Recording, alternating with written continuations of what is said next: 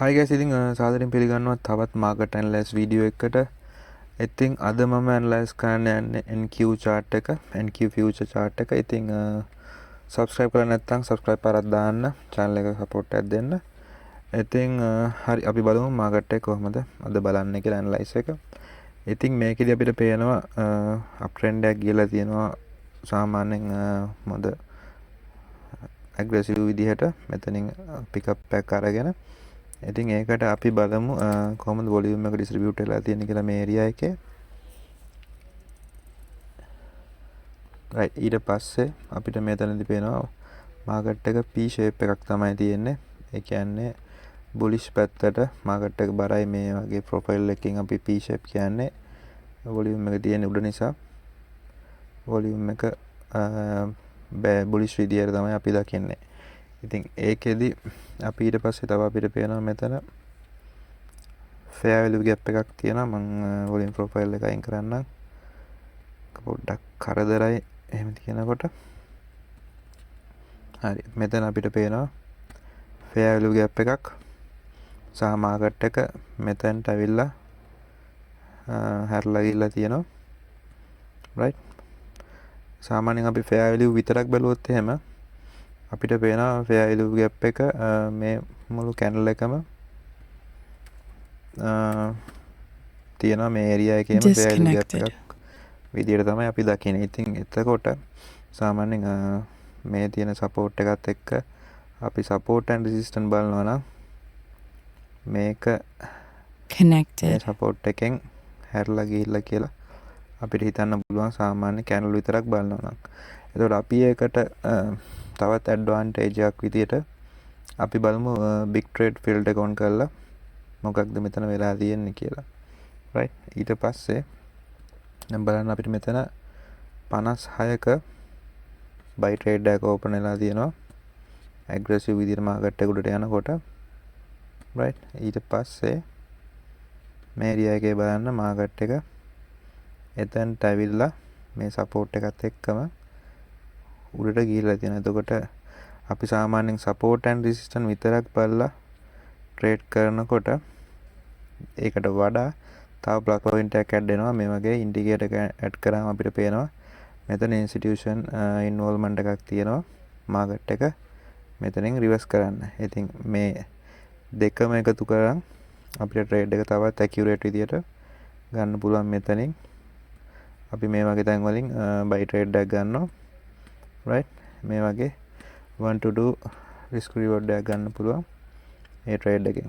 ඊට පස්සේ අපිට පේනවා මෙතනක් තියෙනවා big trade එකක්. ඒත් එක්ක market එක aggressive විදිහට උඩට ගිහිල්ලා තියෙනවා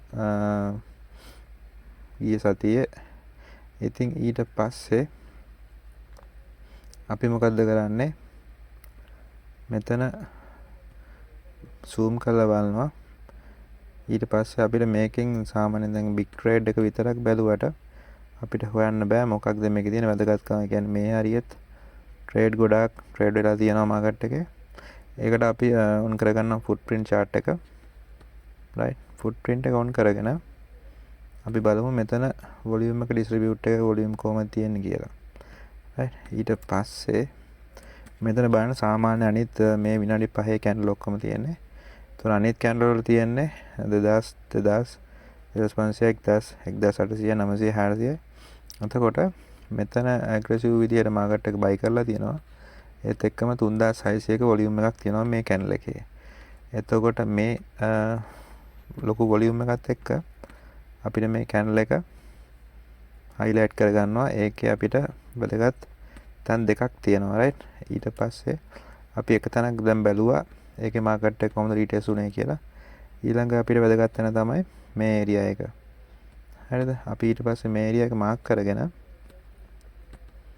මොකද්ද කරන්නේ? market එක බලමු දැන් market එක කොයි හරියට තියෙන්නේ කියලා.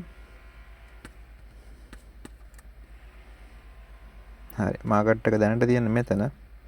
ඊට පස්සේ අපි volume profile එක ගහලා බලමු.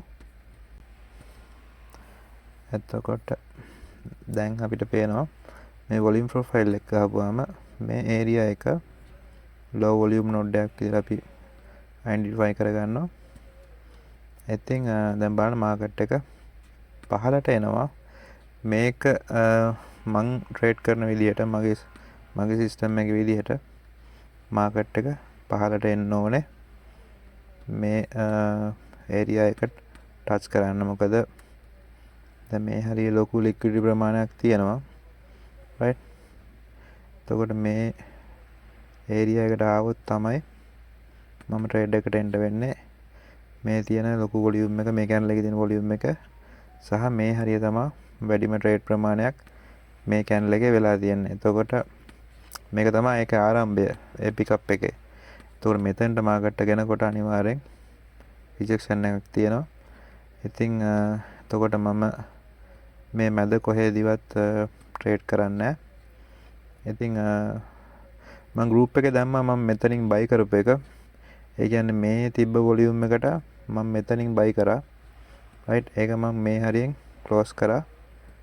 මෙතනින් මම එක්සිට් වුණා. මෙතනින් එන්ට්‍රි කරගෙන.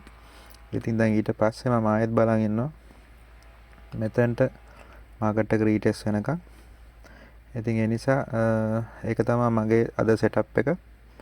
ඉතින් මේක අද එන්න පුළුවන්, එන්න නැති වෙන්නත් පුළුවන්. ඉතින් ට්‍රේඩින් කියන්නේ ඒක තමයි. තමන්ගේ සෙටප් එක වෙනකන් බලාගෙන ඉන්න ඕනේ. මාකට් එකේ ට්‍රේඩ් කරේ නැහැ කියලා අපිට මොකුත් අවුලක් වෙන්නේ නැහැ.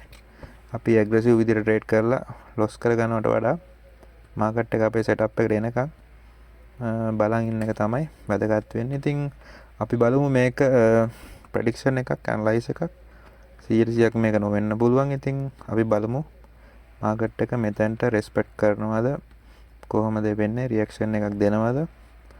ඉතින් ඒක තමයි අද ඇනලයිස් එක. හරි. thank you වීඩියෝ එක බලුවට. ඉතින් ඔයගොල්ලෝ subscribe කරලා නැත්නම් subscribe පාරක් දාන්න. ඉතින් මේවා මම public knowledge එක විදිහට share කරන්නේ ඔයගොල්ලන්ට දෙයක් ඉගෙන ගන්න මේ දේවල් වලින්. ඉතින් ප්‍රශ්න තියෙනවා නම් අහන්න. thank you වීඩියෝ එක බලුවට. ජය වේවා.